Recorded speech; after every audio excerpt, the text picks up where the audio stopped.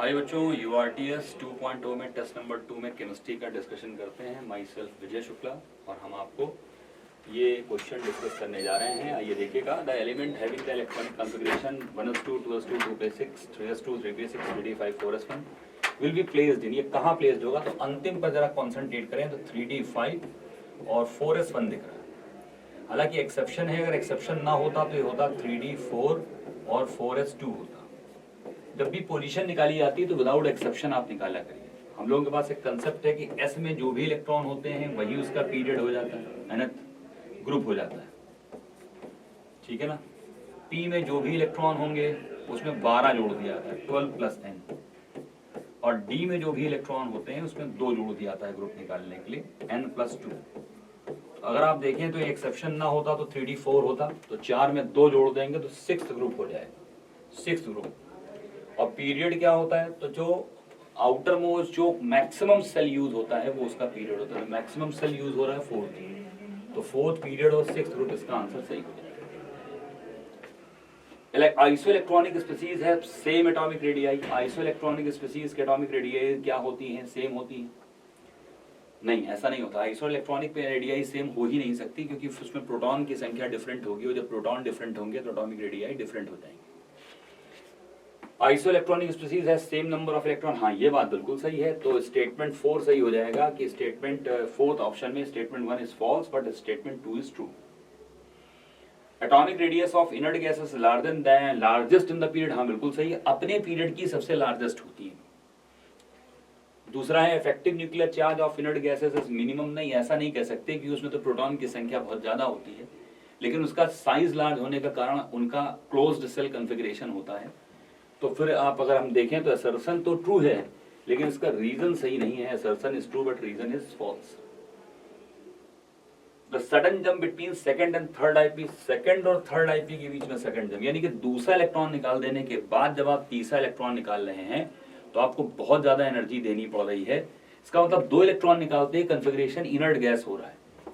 यहाँ 2 इलेक्ट्रॉन निकालते configuration inert gas नहीं होगा, यहाँ 2 इलेक्ट्रॉन निकालने पर नहीं होगा।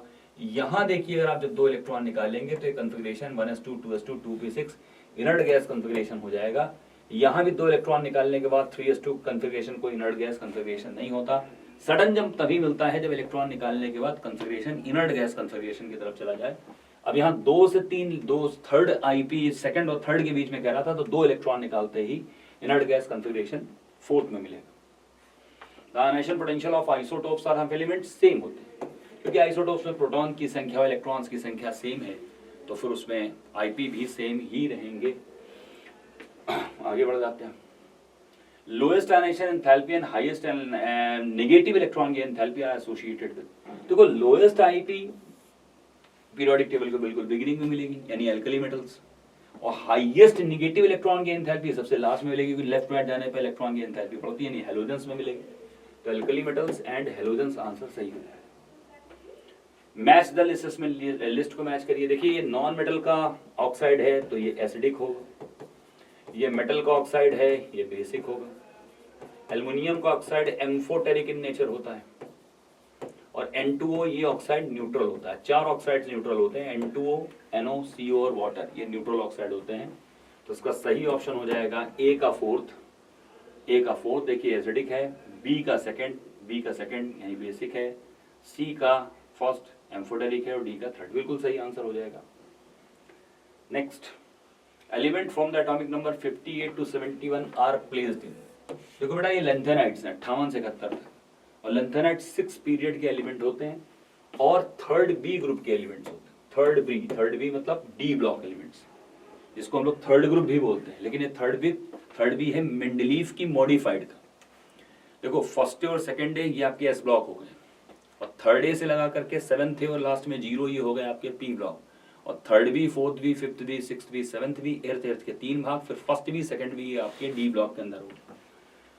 तो जो लेंथेनाइट्स और एक्टिनाइट्स दोनों होते हैं बेटा, वो थर्ड ग्रुप को बिलोंग करते हैं, और थर्ड ग्रुप सबसे बड़ा ग्रुप माना जाता है, क्योंकि इसके अंदर 32 एलिमेंट्स होते हैं। 14 लेंथेनाइट्स, 14 एक्टिनाइट्स, 28 और 4 इसके खुद के, तो 32। Given below, the first ionization enthalpy decreases across a period. IP period के अक्रॉस घटती है, गलत है। आईपी बढ़ती है, क्योंकि लेफ्ट टू राइट बढ़ती है IP effective nuclear. The increasing nuclear charge overweights the shielding effect. हाँ बिल्कुल सही, क्योंकि लेफ्ट टू राइट जाने पे एक इलेक्ट्रॉन बढ़ता है एक प्रोटॉन बढ़ता है, लेकिन एक प्रोटॉन का बढ़ना ज्यादा महत्व रखता है एक इलेक्ट्रॉन की तुलना में। यानी आप ये कह सकते हैं कि इफेक्टिव न्यूक्लियर चार्ज इलेक्ट्रॉन को ओवरवेट करता है, उसके शील्डिंग इफेक्ट को ओवरवेट करता है। तो फिर भाई इसमें क्या आंसर हो गया, ए इज फॉल्स है but R is true, A false है R is true. Which have the maximum value of electron affinity. अब देखो ओ एक्स का मतलब ओ न्यूट्रल है, 0 है, ओ पर -1 है, और ओ जेड का मतलब है -2 है। और पूछा जा रहा मैक्सिमम किसकी है, तो मैक्सिमम तो जब ऑक्सीजन न्यूट्रल होगा तभी होगी, क्योंकि जब नेगेटिवली चार्ज आ जाएगा तब तो फिर इलेक्ट्रॉन देने पर वो इलेक्ट्रॉन को रिपेल करने लगेगा।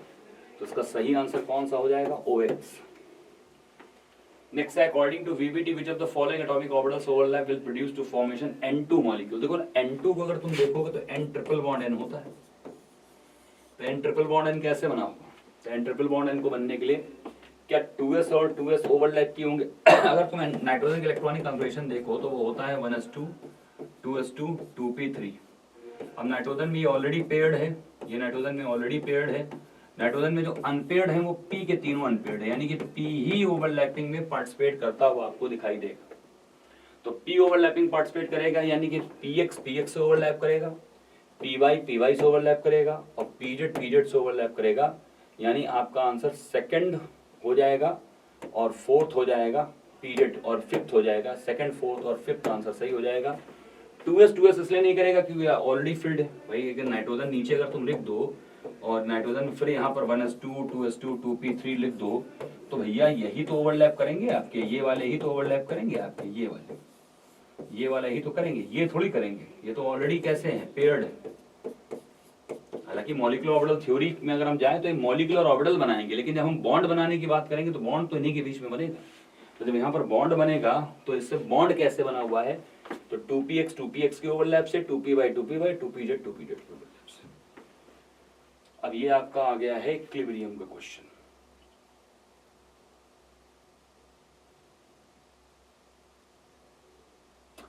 Among the correct order of the CO bond length among the following. CO में देखो आपको मालूम होगा C डबल बॉन्ड O, उसके बाद यहाँ पर डेटिव बॉन्ड O होता है, ट्रिपल बॉन्ड पाया जाता है। CO3 में अगर आप देखेंगे तो CO के ऊपर नेगेटिव, O पर नेगेटिव, यहाँ डबल बॉन्ड O होगा।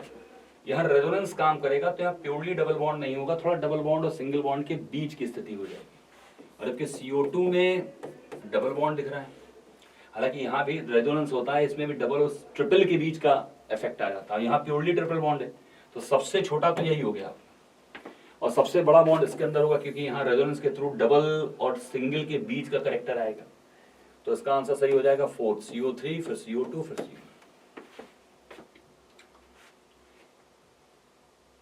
Which of the following conversions involve the change in both hybridization and the shape? दोनों में चेंज हो। CH4 से C2H6 कोई चेंज नहीं होगा, यहाँ भी हाइब्रिड स्टेट sp3 है, यहाँ भी कार्बन की हाइब्रिड स्टेट sp3 है। अमोनिया में नाइट्रोजन के पास लोन पेयर है, तो यहाँ भी sp3 हाइब्रिड स्टेट है, यहाँ भी है sp3 हाइब्रिड स्टेट। BF3 में देखें तो यहाँ हाइब्रिड स्टेट sp3 है, sp2 है, लेकिन यहाँ हाइब्रिड स्टेट हो गई sp3।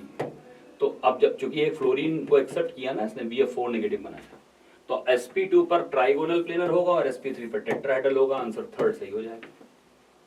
वाटर में भी ऑक्सीजन की हाइब्रिड स्टेट sp3 आती है, S में भी sp3 आती है, क्योंकि यहाँ पर 2 सिग्मा 2 लोन पेयर हैं और यहाँ 3 सिग्मा 1 लोन पेयर है, 3 सिग्मा है 1 लोन पेयर, तो हाइब्रिड स्टेट यहाँ भी sp3 ही आएगी, और यहाँ 2 सिग्मा और 2 लोन पेयर से हाइब्रिड स्टेट sp3 आएगी।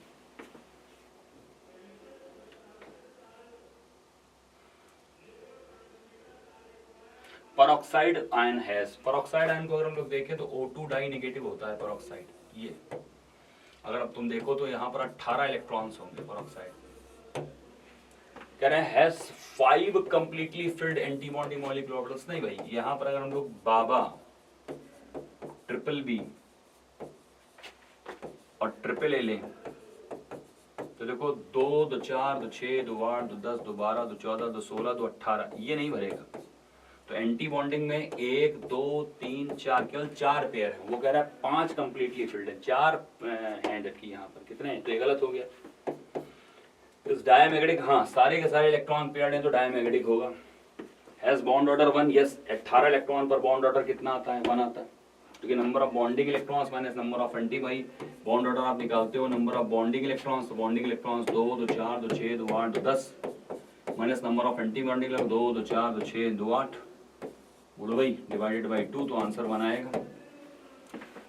कह रहे हैं has iso electronic with neon, नहीं नियॉन का तो एटॉमिक नंबर 10 होता है, तो कौन सा करेक्ट हो गया, तो सेकंड और थर्ड ही केवल इसमें करेक्ट है, ये वाला तो इनकरेक्ट हो गया।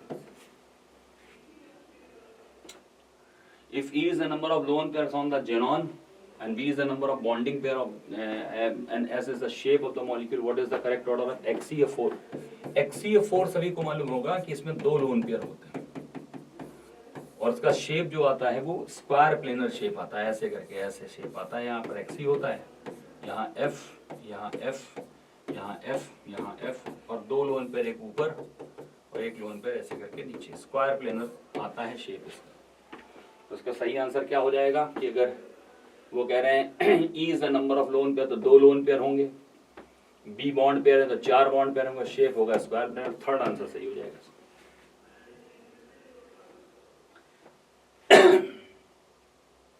Match the following column, match the following column. Xe of 6 में अगर आप देखेंगे तो ज़ीनॉन के पास 1 लोन पेयर होगा और ये 61 में चला जाएगा, तो 61 में डिस्टॉर्टेड ऑक्टाहेड्रल होता है।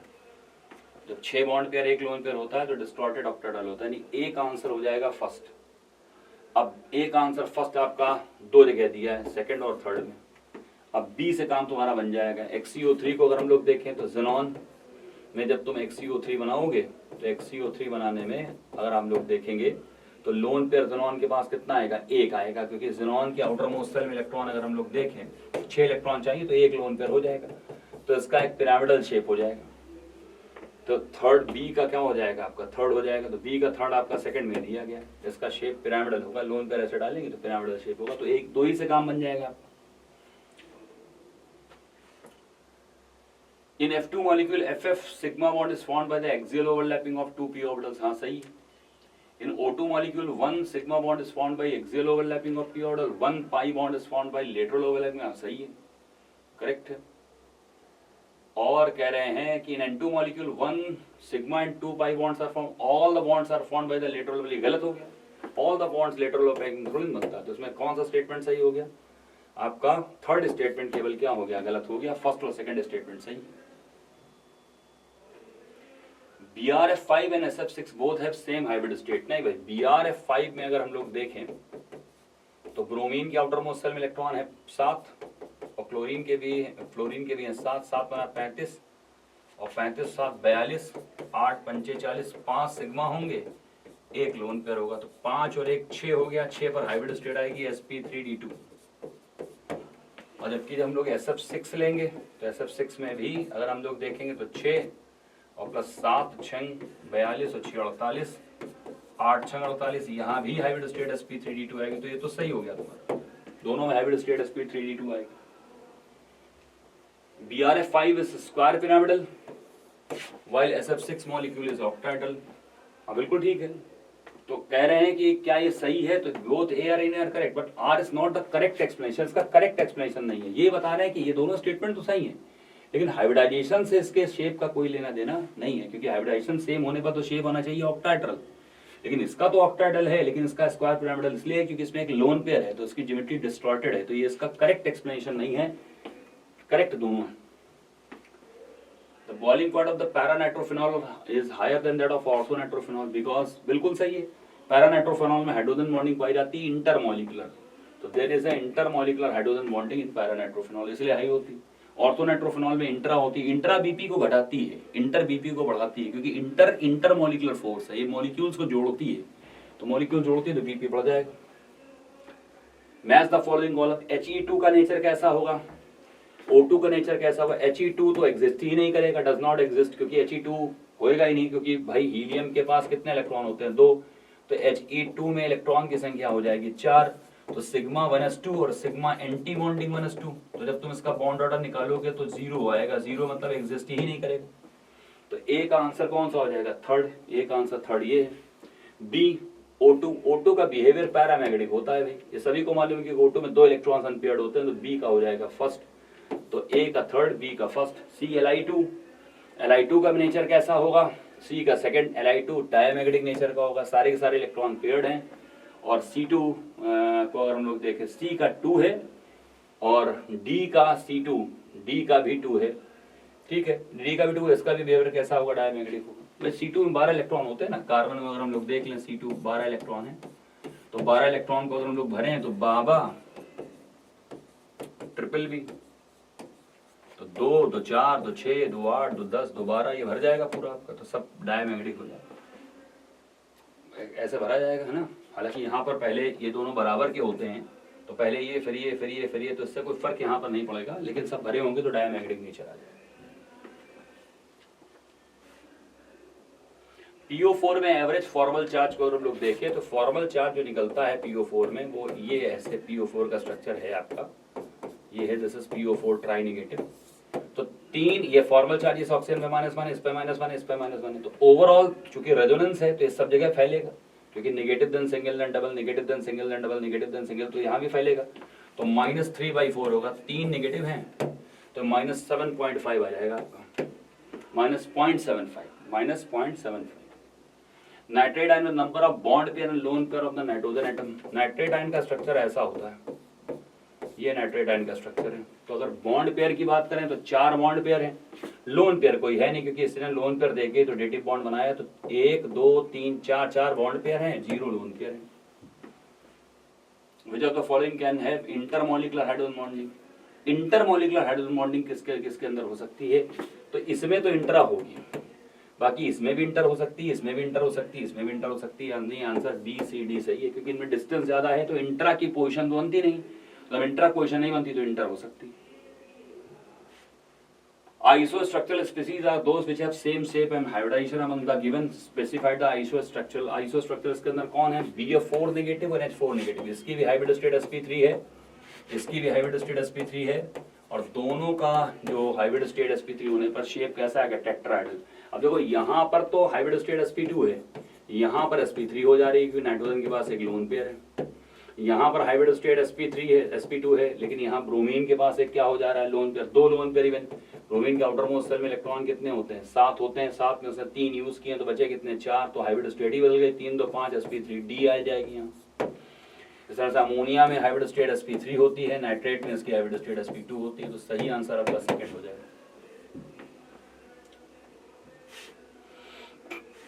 Match the column. NO में क्या होगा, 8 7 15, 15 पर क्या आएगा 2.5, 14 1 15 होता है 2.5।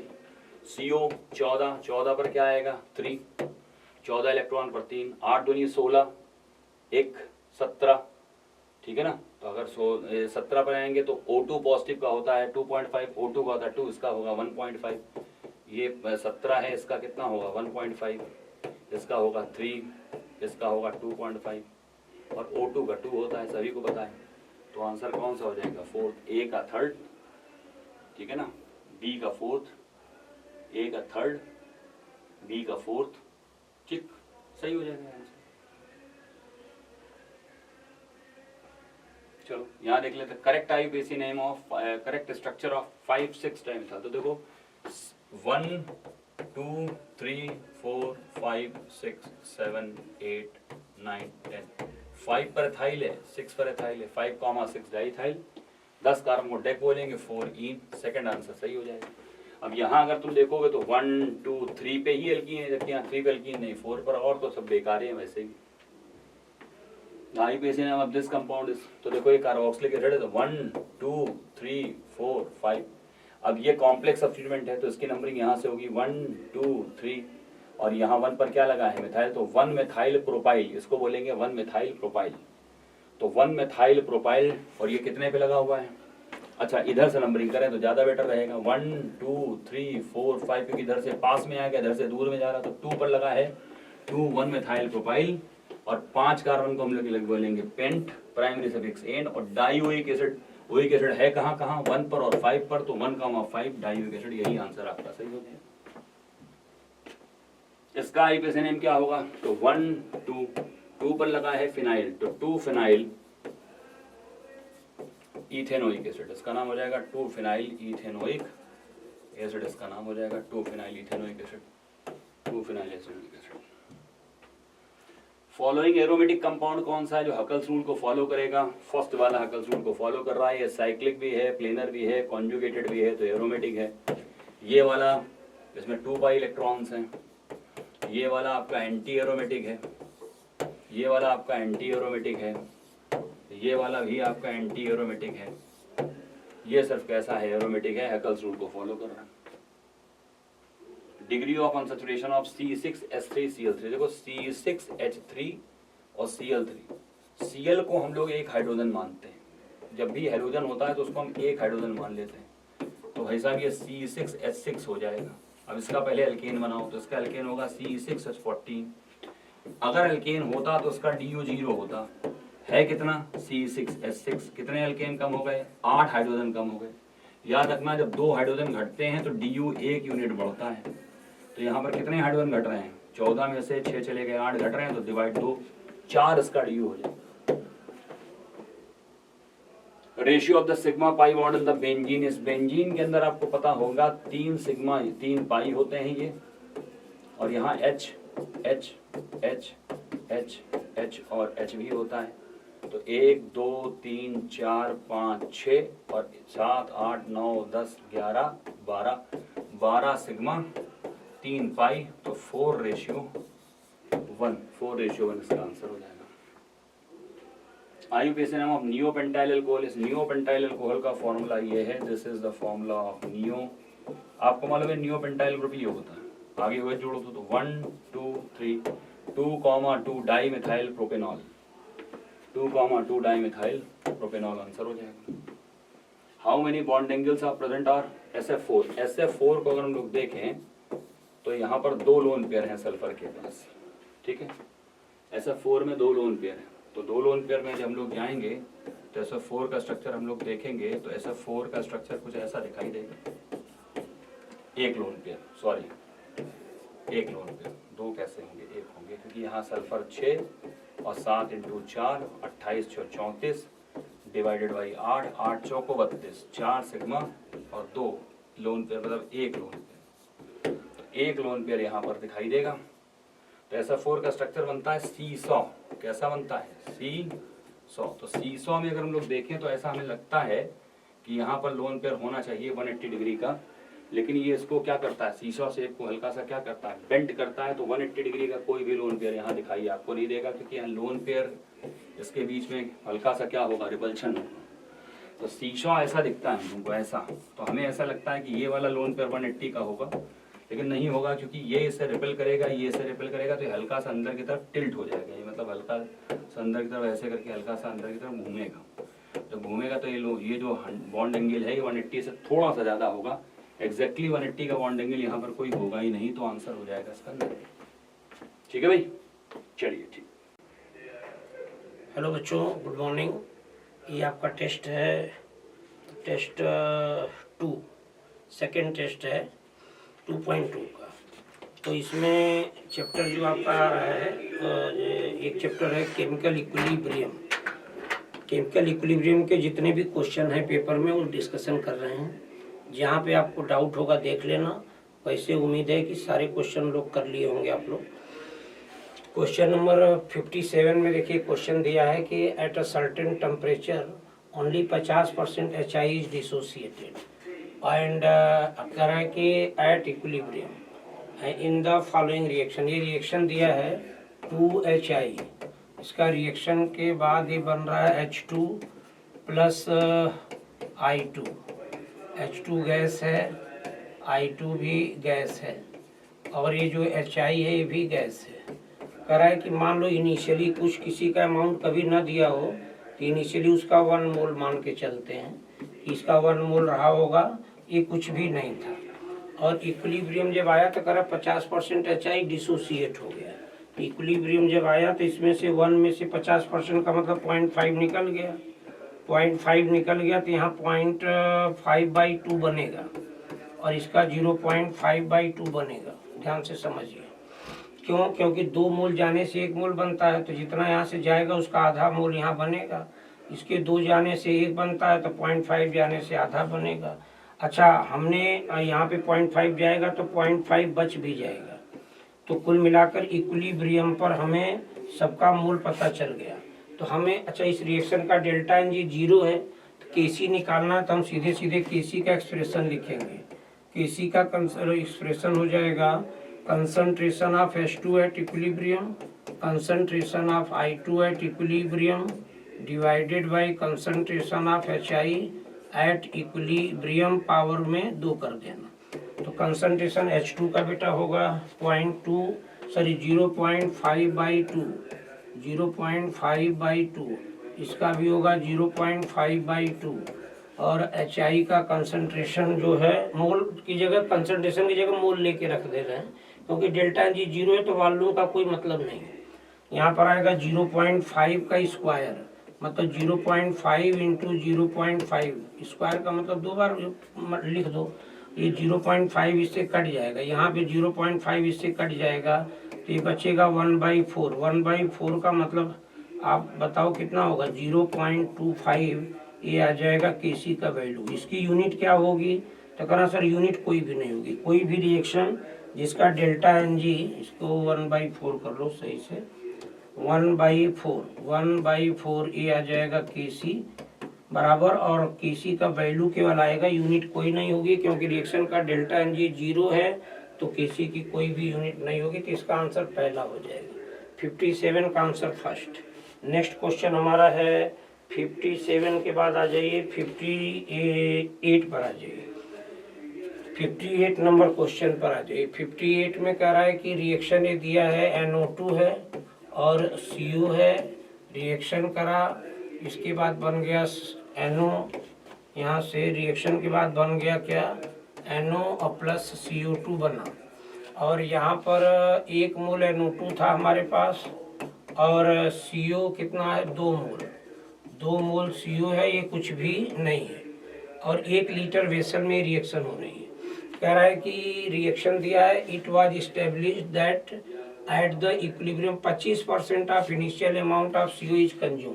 CO का इनिशियली देखा जाए T बराबर 0 पर तो 2 मोल था, करा 2 मोल का 25% निकल गया। तो 2 मोल का 25% निकालने तो क्या आएगा, 2 इंटू 25/100, इसका मतलब कितना निकल गया भाई, 2 मोल था उसका 25% निकल गया, 25/100 कर दो आप, तो 25 से काट देंगे तो 4 होगा, मतलब 1/2 निकल गया। यहाँ पे 1, यहाँ 2, मतलब 0.5 मोल निकल रहा है। तो इसका मतलब यहाँ से 2 में से 0.5 मोल कंज्यूम हुआ है, तो यहाँ से भी 1 में से भी 0.5 गया होगा। तो पॉइंट बताओ, 1 से 1 बनता है तो 0.5 जाएगा, तो 0.5 बनेगा, इसका भी 0.5 बनेगा, और इसके 2.5 में से 0.5 चला जाएगा तो 1.5 इसका बचेगा। तो इन सबका कितना कितना मोल बनेगा ये देख लो। तो इसके 0.5 जाएगा तो इसका भी 0.5 मोल बचेगा। तो ये रिएक्शन का हमसे कह रहा है कि केपी निकालो। पहले हम केसी निकाल लेते हैं। तो केसी बराबर क्या आएगा, देखो 0.5, इसका कंसंट्रेशन मोल, या डेल्टा एन जी 0 है तो कंसंट्रेशन की जगह मोल भी रख सकते हो। तो 0.5 इंटू 0.5 डिवाइडेड बाई, यहाँ पे रखेंगे 0.5 इंटू 1.5 कर देंगे, तो ये तो कट जाएगा यहाँ से। ये 5/15 का मतलब हुआ 1/3। तो ये केसी है, और पूछा हमें केपी है, तो केपी का वैल्यू भी यही आएगा। कारण क्या है कि रिएक्शन का डेल्टा एन जी यदि 0 है तो आप पढ़ते हैं ना, केपी बराबर होता है KCRT के power delta N G. Delta N G यदि रिएक्शन का 0 है तो केपी और केसी के बराबर हो जाएगा, क्योंकि यहाँ पे 0 रखेंगे तो पूरे पावर में 0 का मतलब 1 हो जाएगा ये पूरा। तो जो केसी आया है 1/3, तो केपी भी वही होगा, तो इसका आंसर 4 हो जाएगा। क्वेश्चन नंबर 58 के जस्ट बाद 59 पे आइए। 59 नंबर सवाल देखेंगे। For the synthesis of ammonia by the reaction N2 + 3H2 gives 2NH3। तो देखो जब भी रिएक्शन हुआ होगा तो N2 है, N2 और 3H2 शुरू में हमारे पास यही रहे होंगे। अमोनिया उस समय 0 था शुरू में, बिल्कुल T बराबर 0 पर इसका अमोनिया कुछ नहीं रहा होगा मेरे पास, जो भी रहा होगा इसका अमाउंट रहा होगा कुछ न कुछ, इसका 0 था। तो करा कि in the Haber process the attainment of the equilibrium is correctly predicted by the curve. कौन सा कर्व जो है वो सही रिप्रेजेंट कर रहा है चीज़ों को। तो आप बताओ, अमोनिया शुरू में 0 रहा होगा, अच्छा इसका अमाउंट कुछ न कुछ खर्च हुआ होगा तो अमोनिया इक्विलिब्रियम पर कुछ बना होगा, इसका कुछ न कुछ बचा होगा, तब जाके इक्विलिब्रियम आएगा। तो अमोनिया 0 किसी भी ऑप्शन में आप जरा चेक करो, यहाँ अमोनिया 0 है नहीं, कुछ न कुछ कंसंट्रेशन है, यहाँ भी कुछ न कुछ है, यहाँ भी कुछ न कुछ अमोनिया का कंसंट्रेशन है, देखो ये दिया हुआ है इतना है। तो जबकि अमोनिया का शुरू में कंसंट्रेशन क्या रहा होगा 0। तो देखो पहला मैच इसलिए कर रहा है कि हाइड्रोजन के और नाइट्रोजन के कंसंट्रेशन खर्च होंगे, अमोनिया 0 था, धीरे धीरे अमोनिया का कुछ बना होगा, फिर रिएक्शन दोनों तरफ चलते चलते इक्विलिब्रियम आया होगा। तो आपको तो यहीं से पहचान हो जाएगी कि अमोनिया का इनिशियल कंसंट्रेशन 0 रहा होगा, फिर धीरे धीरे अमोनिया का कंसंट्रेशन बढ़ा होगा, हाइड्रोजन नाइट्रोजन का कंसंट्रेशन घटा होगा, और एक समय ऐसा आया होगा कि इक्विलिब्रियम आ गया होगा। और आप पढ़ते हैं इक्विलिब्रियम जब आता है तो रिएक्टेंट और प्रोडक्ट के कंसंट्रेशन बराबर हो ये जरूरी नहीं है, इक्विलिब्रियम पर रिएक्टेंट और प्रोडक्ट के कंसंट्रेशन कांस्टेंट हो जाते हैं। तो देखिए कांस्टेंट हो गए और ये बिल्कुल अमोनिया शुरू में 0 रहा होगा, यही ऑप्शन में केवल 0 है, बाकी कहीं भी 0 नहीं है, तो इसका आंसर पहला सही हो जाएगा। और 59 के बाद जो क्वेश्चन है बेटा आपके पास 60 नंबर सवाल पे आइए। 60 नंबर में कुछ नहीं करा, what is the equilibrium expression of the reaction. ये P4 है, ये सॉलिड है और प्लस 5O2 है, रिएक्शन के बाद ये बन रहा है P4O2, P4O10 हो रहा है, और ये सॉलिड है, क्या है सॉलिड। तो इसका इक्विलिब्रियम कांस्टेंट Kc का एक्सप्रेशन यदि लिखना है तो हम सीधे लिखेंगे concentration of P4O10 divided by concentration of P4, और ये हो जाएगा कंसंट्रेशन ऑफ O2 के पावर 5 कर देंगे। सॉलिड है, एक्टिव मास 1 हो जाएगा, इसका भी 1 हो जाएगा, तो Kc बराबर हो जाएगा 1 कंसंट्रेशन ऑफ O2 के पावर 5 कर देंगे, एक Kc का वैल्यू निकल करके आ जाएगा। तो एक्सप्रेशन इसका सही है, ये fourth expression is the correct expression. Next question number 60 के बाद आइए भाई, देखा जाए 60 के बाद सीधा सवाल जो आपको मिल रहा है 61 पर आएंगे जरा। 61 पे आइए, कह रहा है read the following statement and choose the correct option. The value of equilibrium constant is independent of initial concentration of the reactant and product. ये बिल्कुल करेक्ट बात है, ये करेक्ट है।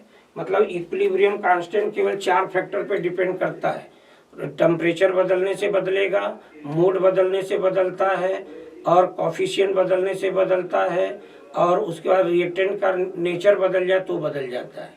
हाँ, लेकिन रिएक्टेंट के कंसंट्रेशन या प्रोडक्ट के कंसंट्रेशन बदलने से इक्विलिब्रियम कांस्टेंट चेंज नहीं होता है। तो ये हमारा स्टेटमेंट करेक्ट है, ठीक है। अगला करा equilibrium constant is temperature dependent, तो ये भी स्टेटमेंट हमारा करेक्ट है। हाँ, अगला कह रहा है कि equilibrium constant for the reverse reaction is equal to inverse of the equilibrium constant of the forward reaction. किसी भी रिएक्शन को हम रिवर्स कर दें तो उसका इक्विलिब्रियम कांस्टेंट इनवर्स हो जाता है। जैसे मैं उदाहरण दूं, जैसे A + B से C और D बना, इसका इक्विलिब्रियम कांस्टेंट मान लो Kc4 है, तो इसको रिवर्स करके लिख दें CD से जब A और B बनेगा तो इसका Kc का वैल्यू क्या हो जाएगा 1/4 हो जाएगा। मतलब रिएक्शन को रिवर्स करेंगे, इक्विलिब्रियम कांस्टेंट जो नया वाला आएगा वो पहले का इनवर्स आएगा। तो ये भी स्टेटमेंट हमारा करेक्ट है, ये भी करेक्ट है। हाँ, नेक्स्ट देखो करा equilibrium constant for the reverse reaction is equals to equilibrium constant of the forward reaction.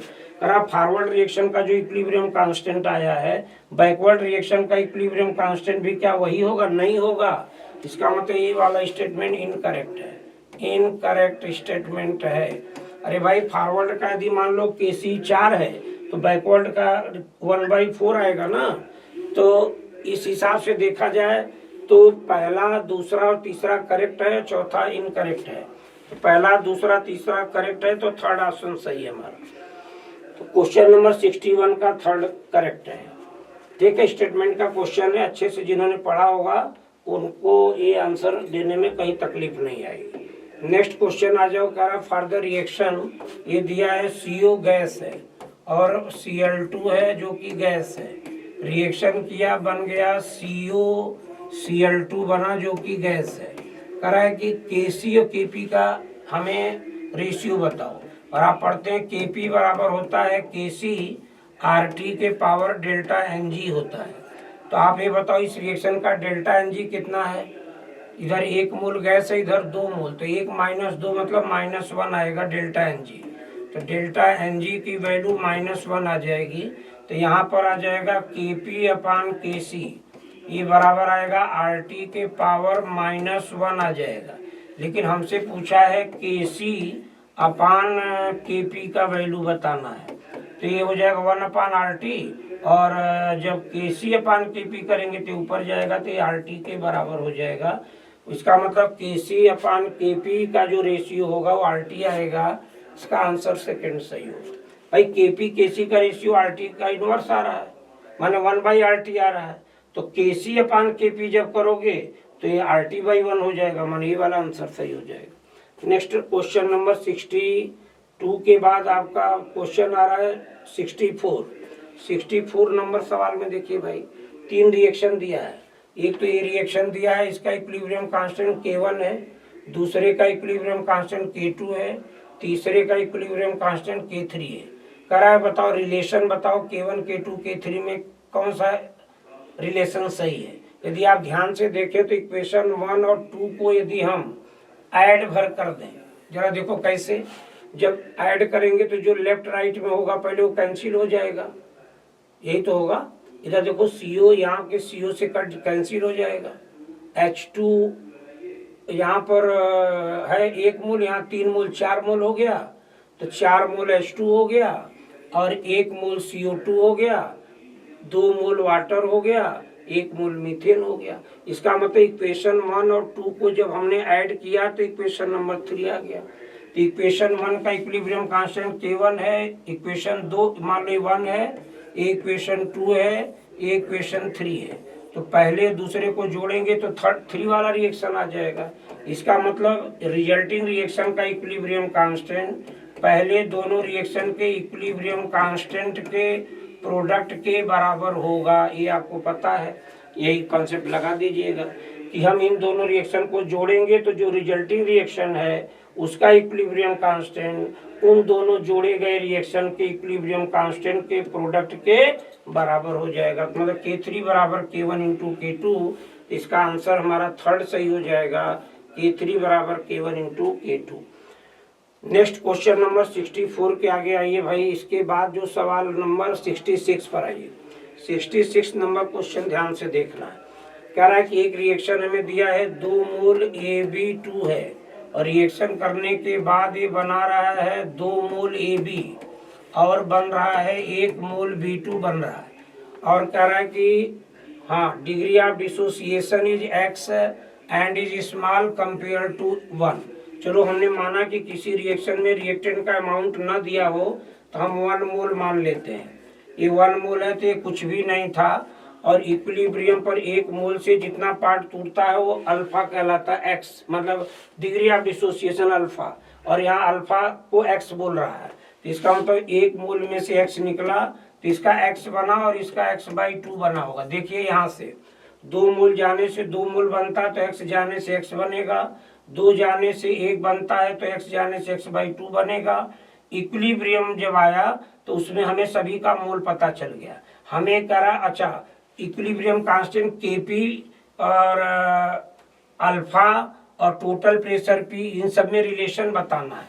अच्छा इक्विलिब्रियम पर टोटल प्रेशर P है तो हम एक शॉर्टकट फार्मूला लिखवाए हैं कि Kp बराबर यदि निकालना हो तो सीधे सीधे हम लिखेंगे mole of reactant upon mole of product. तो मोल ऑफ यहाँ पर लिखेंगे mole of AB at equilibrium power 2 into mole of B2 at equilibrium divided by mole of AB2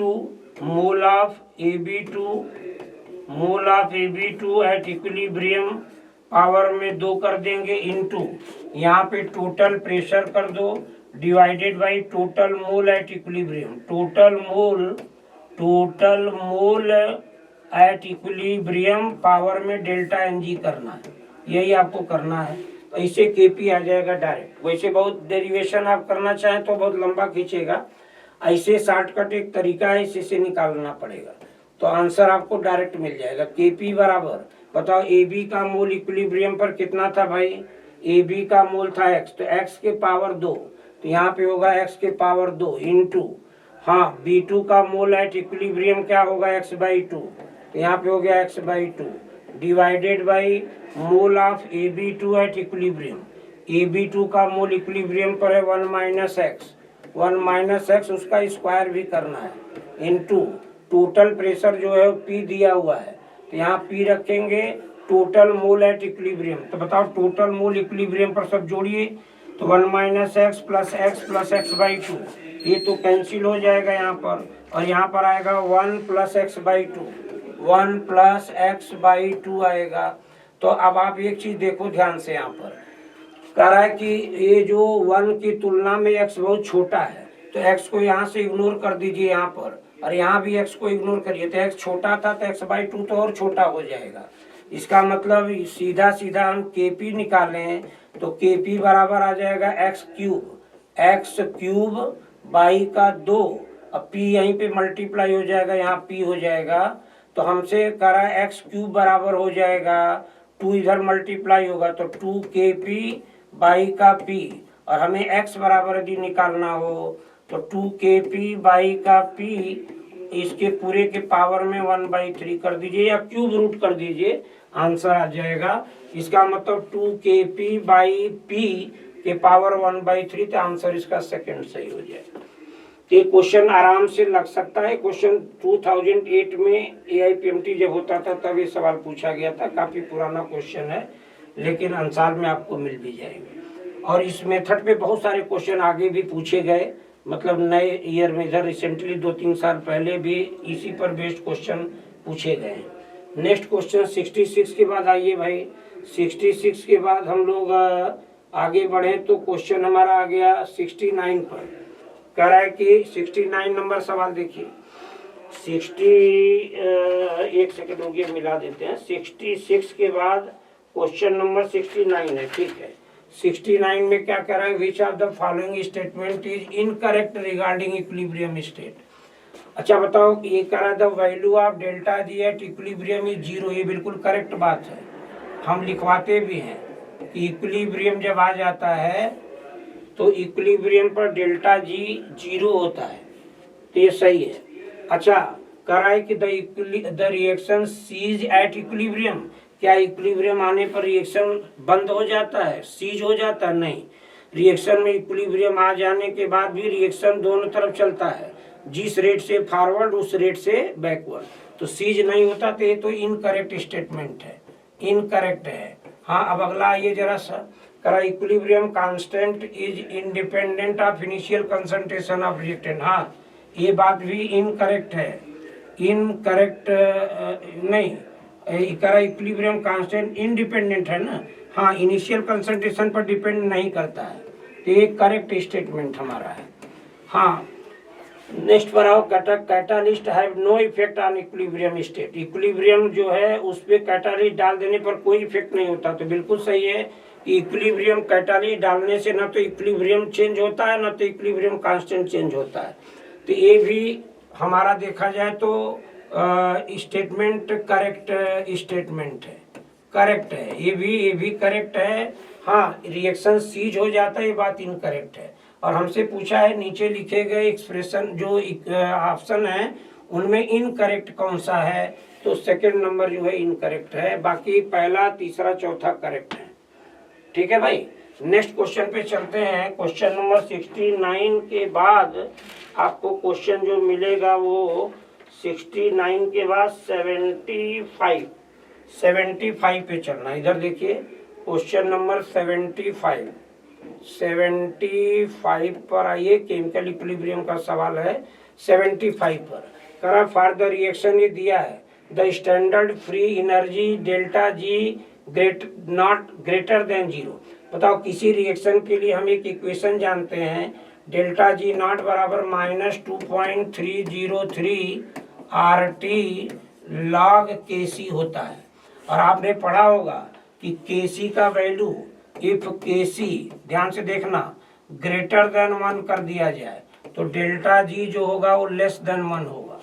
less than 1 मतलब लेस देन 0 कर लो, ठीक है। इधर इधर देखो, मैं यहाँ से बता रहा हूँ। केसी का वैल्यू यदि हम 1 ले लें, पहले यहाँ से शुरू करके एक एक चीज हम आपको दिखाते हैं।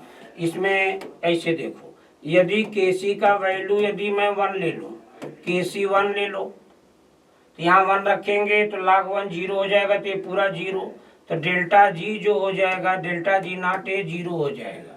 हाँ, केसी का वैल्यू ग्रेटर देन 1 लेंगे तो डेल्टा जी नॉट जो आएगा वो लेस देन 0 आ जाएगा, मतलब निगेटिव में आएगा। केसी का वैल्यू 1 से ज्यादा ले लो, मान लो 10 ले लो, तो log 10 1 हो जाएगा, और पूरा सॉल्व करेंगे तो वैल्यू निगेटिव में आएगा, मतलब डेल्टा जी नॉट 0 से कम आएगा। और केसी यदि वैल्यू लेस देन 1 ले लें, मान लो यहाँ 1/10 ले लीजिए, तो log 1 माइनस log 10, यहाँ वैल्यू कुछ न कुछ आएगी वो भी, तो log मान लो केसी 1/10 कर दें तो log 1 माइनस log 10, तो log 1 0 हो जाएगा, माइनस log 10, तो कहने का मतलब यहाँ वैल्यू माइनस में आएगी, और माइनस और ये माइनस क्या हो जाएगा, प्लस। इसका मतलब केसी यदि 1 से कम होगा तो delta G not greater than 0 होगा। तो सवाल में पूछा है, अरे कहा है कि रिएक्शन का delta G not greater than 0 है, तो ग्रेटर देन 0 तब होगा जब केसी लेस देन 1 होगा तब। तो केसी लेस देन 1 यही एक जगह है, इसका आंसर चौथा सही हो जाएगा। ये तीनों लाइन हमने लिख दिया, इफ ऐसा है तो ये, ऐसा है तो ये, और ऐसा है तो ये लिखा कंडीशन तीनों। समझ के नोट करके आंसर अपना चेक कर लीजिएगा, देख लीजिएगा। 75 के बाद एक क्वेश्चन इसमें हमें और दिया है, केमिकल इक्विलिब्रियम का 80 नंबर सवाल पर आइए। इसमें बाद हम सीधे 80 नंबर क्वेश्चन पे आते हैं। 80 नंबर क्वेश्चन जो ये आ गया, ये देखिए क्वेश्चन नंबर 80 करा, at 500 kelvin equilibrium constant for the following reaction is 5। ये रिएक्शन दिया है, half mole H2 plus half mole I2, ये रिएक्शन करके बना दिया HI बना रहा है। तो करा what will be the equilibrium constant Kc for the reaction. इस रिएक्शन के इस वाले रिएक्शन के Kc का वैल्यू बताना। तो बताओ ये रिएक्शन कैसे आएगा, पहले इस रिएक्शन में हम 2 से मल्टीप्लाई करें।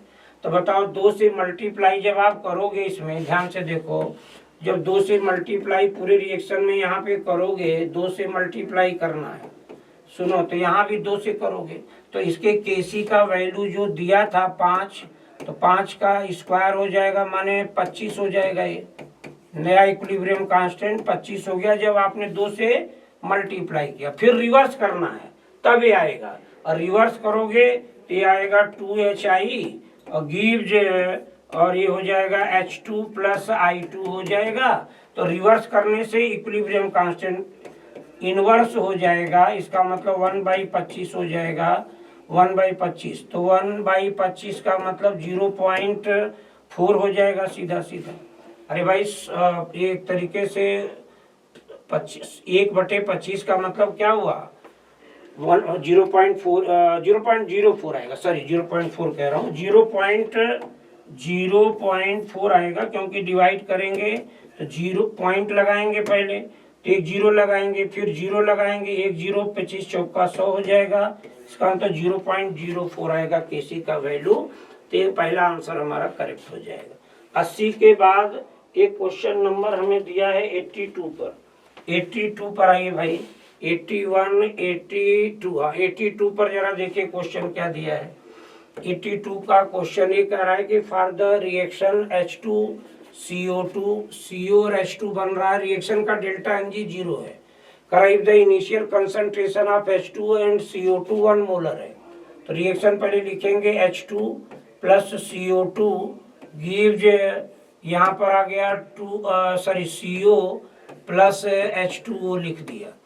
इसका करा इनिशियल कंसंट्रेशन H2 और CO2 का 1 मोलर है, इसका 1 मोलर और 1 मोलर है, ये कुछ भी नहीं है। अच्छा, कह रहा है कि एंड x मोल पर litre of hydrogen is consume at equilibrium. ये इनिशियली था, इक्विलिब्रियम आया तो कह रहा है x मोल पर लीटर हाइड्रोजन कंज्यूम हो गया। तो हाइड्रोजन का कंज्यूम हुआ x मोल, तो 1 में से x निकला, तो यहाँ से भी x निकलेगा और इसका x और x बनेगा। रिएक्शन का डेल्टा जी 0 है, तो जो मोल है वही कंसंट्रेशन मान लेंगे और फिर हम Kp का एक्सप्रेशन यहाँ पे लिखने के लिए बोला है। तो Kp का एक्सप्रेशन लिखना है, तो इसका मतलब ये हुआ कि हम पहले Kc का, जो Kc होगा वही Kp होगा, तो Kc का पहले एक्सप्रेशन लिखते हैं। तो Kc का एक्सप्रेशन लिखेंगे तो क्या हो जाएगा, concentration of COX into x कर देना डिवाइडेड बाई 1 माइनस एक्स, और यहाँ पर 1 माइनस एक्स कर दो, तो ये ओवरऑल आ जाएगा Kc बराबर आ जाएगा x square upon 1 minus x का क्या कर देंगे स्क्वायर। तो ये Kc का एक्सप्रेशन आया है। ठीक है भाई, और हमसे पूछा है कि बताओ कि at equilibrium the correct expression of Kp का वैल्यू हमसे पूछा, एक्सप्रेशन पूछा है कौन सा होगा, तो यही होगा x square upon 1 minus x का स्क्वायर, यही आ जाएगा। मतलब Kp Kc बराबर हो जाएंगे, तो कुल मिलाकर के इसका आंसर पहला सही हो जाएगा, 82 हो जाएगा फर्स्ट। 82 के बाद अब कोई क्वेश्चन नहीं, तो जितने क्वेश्चन थे हमारे केमिकल इक्विलिब्रियम के वो सब के सब डिस्कशन कर दिया, कहीं कोई दिक्कत नहीं है। आप देख लेना एक बार, अच्छे से समझ लेना। ओके बेटा, थैंक